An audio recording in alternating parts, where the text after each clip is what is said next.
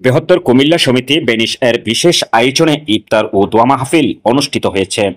Europe bureau chief Mohammad Mezbahuddin আলালের পাঠানো তথ্য ও video চিত্রে বিস্তারিত। ইতালির ঐতিহাসিক পর্যটন নগরী বেনিশ সরকারি নিবন্ধনকৃত সকলের সুপরিচিত 3 জেলা কুমিল্লা, গোমতী, মেঘনা, তিতাস, ডাকাতিয়া, বিদত কুমিল্লার একটি প্রাচীন জনপদ। ব্রাহ্মণবাড়িয়া নদীমাতৃক বাংলাদেশের মধ্যে পূর্বাঞ্চলের ঐতিহ্যবাহী তিতাস বিদত জেলা ব্রাহ্মণবাড়িয়া। চাঁদপুর ভরপুর জলে আর স্থলে, মাটির মানুষ আর সোনার ফলে। চাঁদপুর জেলার বিষয়ে কিছু লিখতে হলে প্রথমে জেলার সাথে পরিচিত হতে হয়।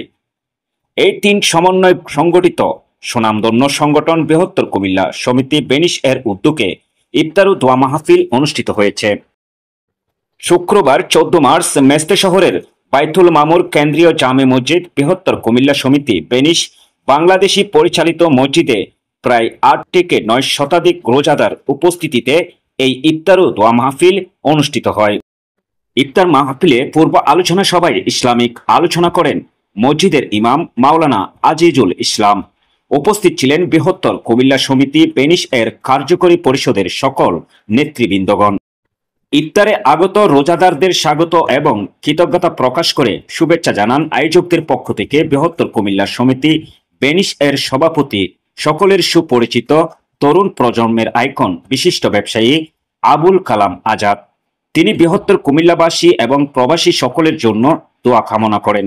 এ সময় তিনি আরো বলেন, প্রতি বছরের মতো এবারও আমরা এই ইফতার ও দোয়া মাহফিলের আয়োজন করেছি মূলত সবার সঙ্গে ভ্রাতৃত্ববোধ ও সৌহার্দ্যপূর্ণ সম্পর্ক সমুন্নত রাখতেই আমাদের সকলের প্রচেষ্টায় আজকে এই আয়োজন।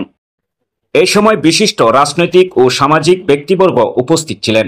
আঞ্চলিক সংগঠন যেমন শরীয়তপুরবাসী, কিশোরগঞ্জ জেলাবাসী, বৃহত্তর চট্টগ্রামবাসী, নরসিংদী জেলাবাসী, নোয়াখালী জেলাবাসী, বৃহত্তর ঢাকা জেলাবাসী, বৃহত্তর সিলেট জেলাবাসী, বেনিশের সকল প্রিন্ট মিডিয়া, ইলেকট্রনিক মিডিয়া সাংবাদিকগণ সহ আরো অনেক সংগঠনের নেতৃবৃন্দ অংশ নেয়।